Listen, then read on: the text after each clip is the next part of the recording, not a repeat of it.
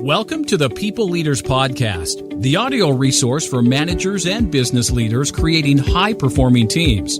Join leadership and team development experts Jan and Michelle Turkelson each week as they explore both subjects from every angle. Through practical tips, valuable insights, and compelling interviews with leadership experts around the world, you'll learn how to bring out the best in your staff and how to give your best as a leader. I'm Michelle. Hello, Jan. Today we are going to talk about something that's on everybody's lips at the moment, which is diversity. But in particular, we are going to talk about cognitive diversity. So, Jan, if we had to give a definition of cognitive diversity, what would that be? I would say it's the differences in perspectives or information processing styles. So the way in which we take in information and then make a decision on that information. Yeah. So who needs to know about this? Everyone. And why? So, like, if you are a manager, one of the key performance indicators, I think, for every manager is, what sort of diversity exists within your team and within your organisation. So, and are we hiring for diversity? And so the go-to areas for diversity, people, and the measurements are age, gender, race. Race. So they're pretty obvious things. So, however, what the more research is showing that the way that we take in information, gather information, make decisions about it, our cognitive perspective, that is having a huge impact on how teams perform and how creative they are, how innovative they're allowed to be. And so cognitive diversity, pretty important. That's right. That's why it is important, because perspectives are ways of representing situations and problems and determine how we actually organise this knowledge. Because we are knowledge workers, we have to ensure the way in which we're processing this information is in a way that's going to give us the best outcomes and biggest benefits. So why don't managers know it already or do it? Because sometimes when you have variety, it can challenge the way in which you manage. Because if you're dealing with people who have a different perspective with you, for some people it can cause concern because there's conflict in the way in which we come to a decision or the information that we know, like, and trust. So there is a little bit of a challenge for managers who are managing diverse teams. However, the benefits are just so far outweigh that. Yeah, so what will life be like after they have implemented some of these ideas and tips we're going to give managers today? They are just going to be more effective. They're going to be more innovative, as what you've mentioned. And also it allows, I think, better problem solving. Yeah. Because you get a variety of perspectives. So if you can be brave enough as a manager to incorporate diversity, which is just variety of different approaches to looking at a situation, gathering the information, you're going to have a better result, basically. It may take a little bit more time, but, the results are definitely going to be worth it.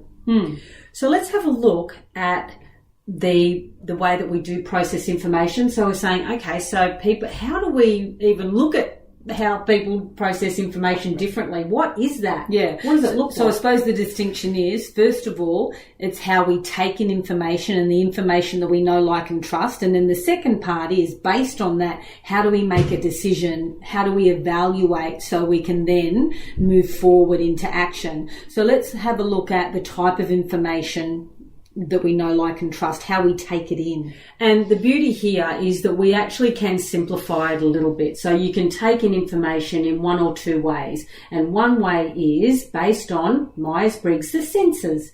So what are the things that I'm using to gather information via my senses? What am I seeing? What am I touching? Tasting, smelling, hearing. And so for this experience, it's all around facts. It's about experiencing the present moment. They're very practical in the information that they know, like, and trust, and they take in. and they're very observant. So they're either reviewing a situation based on past experience, or they're observing what is in the present moment now. That's right. So it's all about facts and the details and, the concrete examples. So you'll hear them saying, so give me a concrete example of that, or when we did this in the past. So you'll hear phrases like that. And I suppose, what is their catchphrase, would you say, Jen? People with a preference. Just the facts, please. Just the facts, that's right. So that's one way of gathering information. The other way of gathering information is looking for patterns, and it's almost like a theoretical bias as opposed to a practical bias with the sensing types. So these types, it is all about future possibilities, and the description that we give it in the Myers-Briggs is intuition. So how am I gathering information? I'm gathering information through seeing patterns and symbols, and I like to generate ideas. So it's more of that broad brush approach as opposed to the sensing, which was that step-by-step sequential approach to gathering information. And they base their, I suppose, the information that they like, they base it on hunches and very clear on their happy places, future possibilities and change. So they're always looking at the ways in which this information can be used differently, and they like to gather information from in different ways as well. So I want to give people an experience of the sensing intuition. So I want you to just hold your right hand in front of you. And have a look at it. So really have a look at the lines in the hands and the creases and the wrinkles perhaps. And then I want you to turn your gaze to what's beyond the hand. So what's in the background. And then change your perspective to the hand again.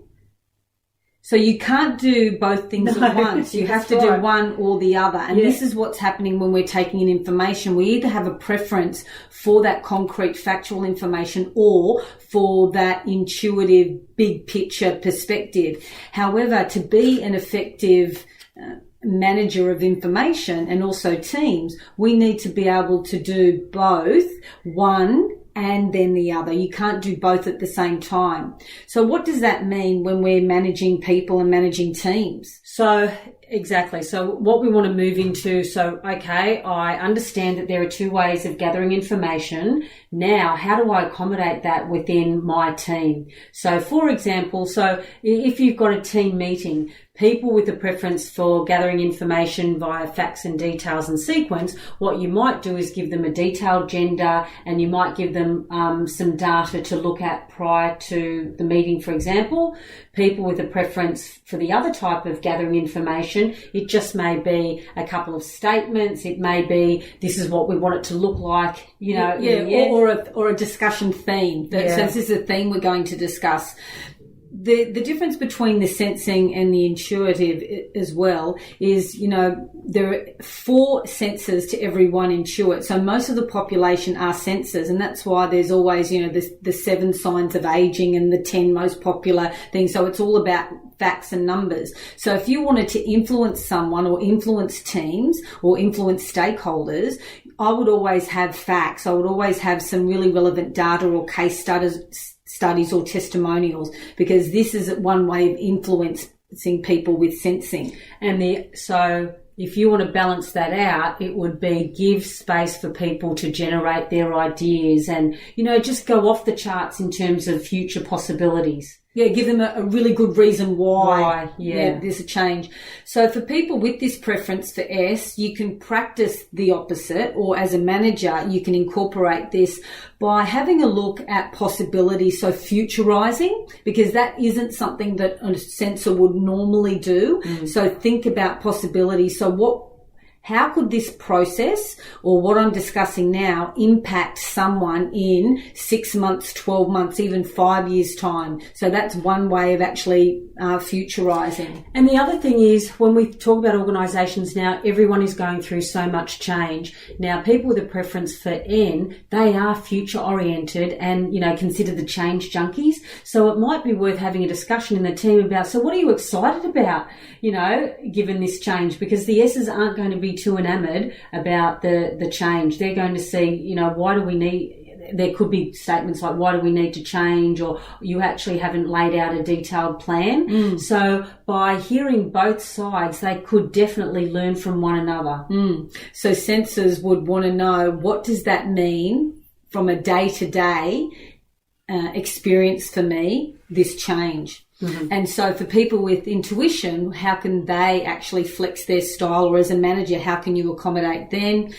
And that is just listen to facts, be a little bit more cognizant in your planning, because sometimes people with N preference are quite impatient. So it's just being clear about what it is that you need in your plan and apply experience to the problem. So what has happened in the past, because they're so future oriented, they may not have a preference for looking at the past, and just gaining some insight from that. So again, we can see it's all about balance. So if you are going to accommodate cognitive diversity within the team, think about the opposite of how you like to process information. That's why it's really worthwhile you knowing yourself really well. So you know when to practice the other side. Correct. Because it may feel uncomfortable and clunky. Correct. And that's okay, but you are flexing your style. Okay, so that's how we're gathering information. Let's have a talk. Let's have a look at how we process the information, how we make decisions about this information that we've gathered.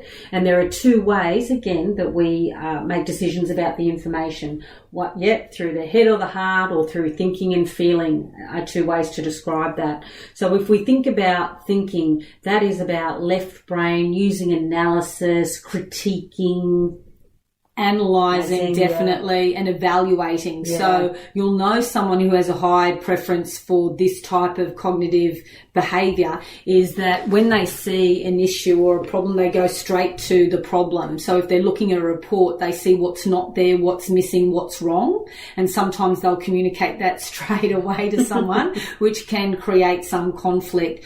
Usually they see in their personality a little bit more impersonal, and tough-minded sometimes, because it's very clear what is, I suppose, logical and what is the rationale.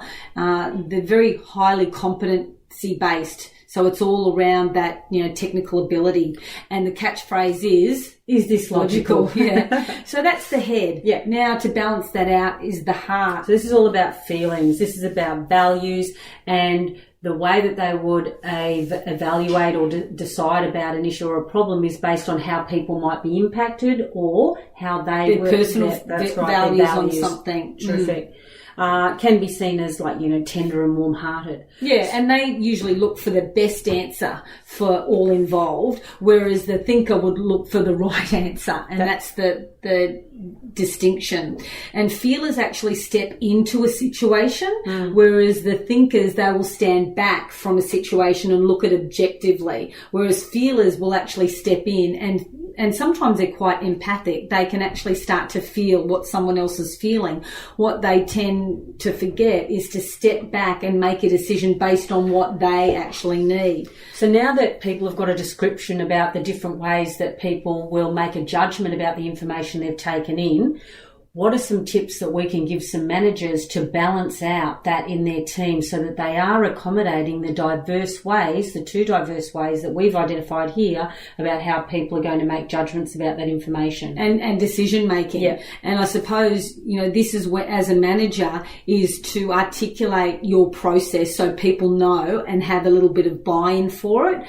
So if I was a manager wanting to make a decision, I would have a look at, obviously, the facts. Then I would start into, so this is analysing. So what does this situation mean? And look at it objectively. So don't go into opinion yet. Go into that factual situation and be quite objective.